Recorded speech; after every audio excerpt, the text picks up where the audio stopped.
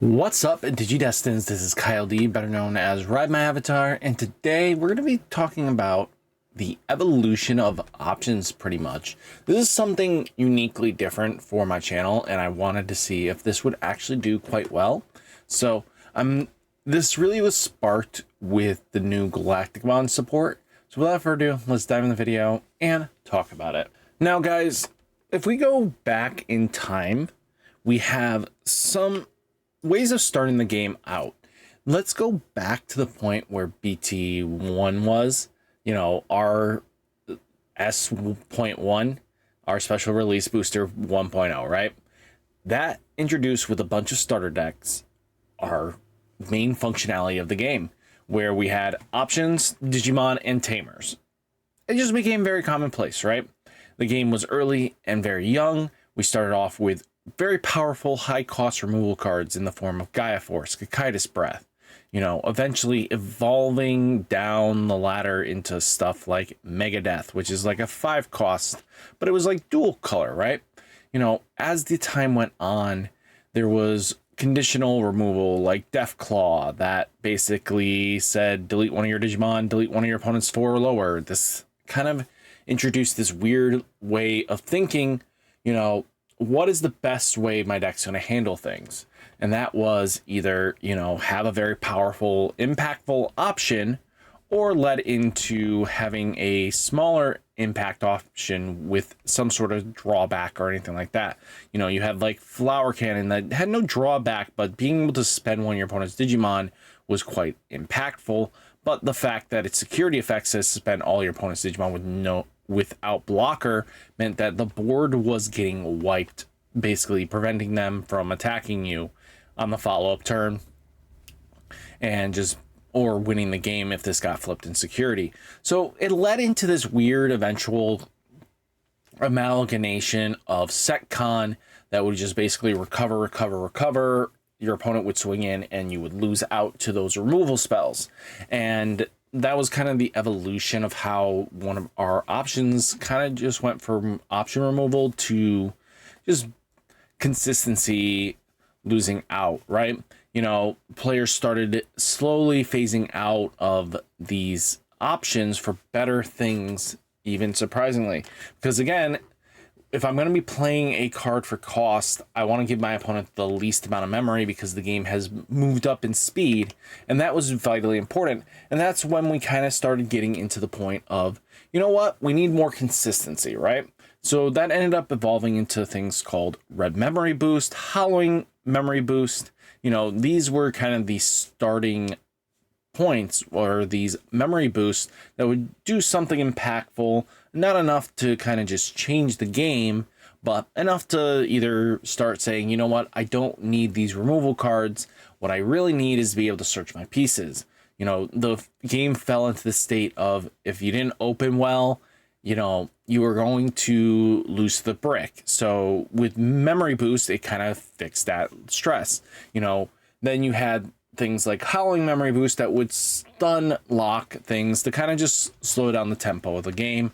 And then you had cards like Reinforced Memory Boost that was definitely meant for SecCon, being able to, kind of just keep yourself alive. It was high cost, but because SecCon was just playing high cost threat, bomb, and security, likelihood of you actually getting through all those without some sort of clearing all security at once was very slim to none. So that kind of just led into this constant thing with, SecCon again, that they had to restrict the Reinforced Memory Boost. But as time went on, we did get, Pride Memory Boost to help add some consistency of certain other style of play, because again, it wasn't all size fit all with the memory boost. Sometimes you needed something that was going to benefit you, like Pride Memory Boost definitely benefited you because you wanted to get pieces in the trash.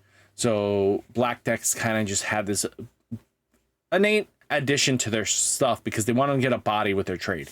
Then you had Miss Memory Boost that was basically purple's best friend, and still is to this day in BT8. Trash 2 cards, draw a card, leads into great synergy for what the deck wants to do, and then you get to pop it for later for gain the 2 memory. And even with Blaze Memory Boost, it introduced a way of searching out multiple pieces and getting a tamer for a great starting opening. So it just kind of evolved to this point where the memory boosts were evolving to add into more themed archetypes, which basically you needed to do. And that was just like how the memory boosts evolved. And then we got to the point where, you know, introduction into BT6, we had Bielstar. Bielstar was kind of the starting point of this, where I was like, oh, cool, we get to see, you know, options in trash, you know, be able to take advantage of what you wanted to do. You know, a 7-cost option now became basically free, and she became her own style of play, different than Setcon. You know, Metal Garurumon kind of paved the way for her, because being able to play any of your purple cost options with a 7 or less in your hand, you know, without paying its cost for that Digiburst skill, was quite fundamentally where, you know, we saw more and more ways of cheating out the options for a cheaper cost, right? You know, it wasn't like you were using their signature attacks all the time, and Bielstar was starting off with using its signature attacks. You know, the team's more powerful attacks, Sword Swarmer, Fly Bullet, and Happy Bullet Showering, were all dedicated Bielstar options that led into some great synergy play, right? You know, later on, we finally get into more consistency pieces, which led to more removal cards starting to get taken out. And at this point in the game, I think removal spells, unless they are cheap enough and not going to hinder you, there is more than likely you're not going to be playing. Only way you're gonna be playing it, right? So that was a big thing, because introduction of the trainings led into being able to, you know, grab a option, any of your color card you needed, which again is very strong, especially in dual color decks, and it helped fix a lot of the synergy, because mem boosts weren't always cutting it, right? You know, at the end of the day, you could get the, you know, you could bottom the deck way too many pieces with the mem boost because it's digging 4, and then you bottom deck the rest, so you lose out on those pieces, and then you're kind of just stuck, right? You're hoping to get the piece you need, but with mental training, being able to reduce Digi-Evolution costs, it kind of just gave everybody the green treatment, and then basically being able to dig pieces is always great. I think digging top 2 is better than digging top 4, so just because it's a little bit more control. Then you have like introduction of scrambles that did reduce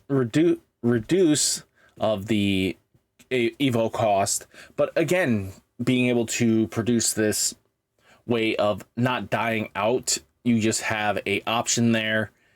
The Digimon's going to come into play at the start of your turn and just be ready to go. I think that's vitally important, because return 1 blue Digimon card from your trash to the top of your deck is always, well, this is just blue scramble, but returning the colored Digimon to the top of your deck is a very powerful skill, and then being able to play a rookie can lead to just great synergy. It's how it kind of goes. And then eventually we got the same set, you know, the dual color mem boosts, that basically a lot of dual color decks that were segregated normally by their just one linear color line, and they didn't have a dual color except for like their boss Digimon. It led into being a struggle for you to be able to search your pieces consistently. So these new memory boosts kind of dig top 3, which I actually enjoy a little bit more, because I think digging 4 is a little too deep. So being top 3, really good. So I think we kind of got over how we're getting places, but introduction into what we kind of see even going into the future, you know, Trial of the 4 Great Dragons, which was EX3, was introduced as a way of playing a very signature way of style, right? You know, you could hard play it for 8, but there was a way of Digimon start cheating them in for free, and that was like Arrow Vidramon, Angewolmon would play for free, but the deck really sucked.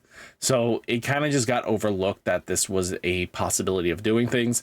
And again, players would play the deck and play it how they wanted. There's nothing wrong with that, but eventually the Trial of the 4 Great Dragons, still even today, standards struggle a little bit, right? Now, eventually we got to the point where EX5 introduced a new way of, you know, taking advantage of getting your Digimon out. So an introduction into Levia. Levia was introduced with the ability to kind of use, your idea is bite and crush to toss your Levia into trash, set up basically a trap card that basically is a waiting ticking time bomb that basically when your opponent plays a Digimon by effects, instantly you're going to pop this and you get a Leviamon coming out and just causing havoc.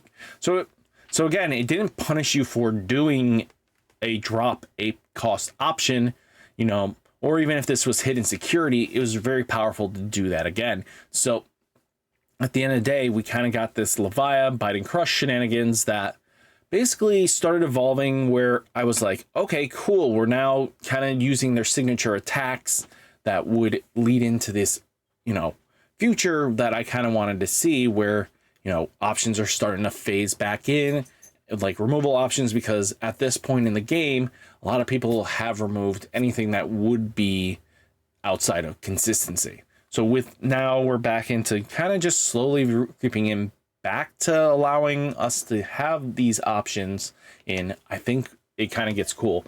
Then in EX7, they reintroduced Bielstar with Three Musketeer support, and then they brought back their options with their, you know, Three Musketeer keyword, which made it so that it played it differently completely, but with Chaos Triangle, their Blitz, and Hurricane Screwshot all introduced a new way of playing because you had these abilities of being able to tuck them under as a digi resource, and then when they got trashed, they activated something else. You know, that's very unique to the deck, and it fit what Bielstar was trying to do, the Three Musketeers, and I really liked where they were going with it. It made more option removal a little bit more consistent in certain decks. But as time went on even further, you know, you did have like BT17 that introduced something unique too. You know, BT17 introduced another way of playing your option for free. You know, you had the Aboro kind of just tucking it underneath as well. It's Doomsday Clock, and that was very unique to the anime. The same thing with BT17. A lot of Digimon got a new way of, you know, using their option, a very cheap cost. So it wasn't like it was their signature attack or anything. It gave some defensive bonus or some sort of slight advantage that wasn't overpowered. I think at the end of the day, we kind of started evolving even further, but now we get to the point where I'm really excited to talk about, and that is Galacticmon with Ragna Cannon. So if you guys don't know, Galacticmon is the newest card in BT21 that basically says when Digivolving, place 4 cards with Venmon in its text from the trash as its bottom Digivolution card, then you may use 1 Ragna Cannon from your hand or trash without paying its cost.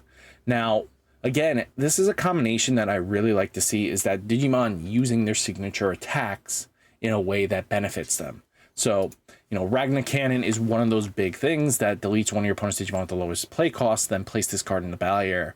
When one of your Galacticmon attacks, delete one of your opponent's Digimon with the lowest play cost. If this effect didn't delete, trash the top card of your opponent's security stack so that it has 1 card left.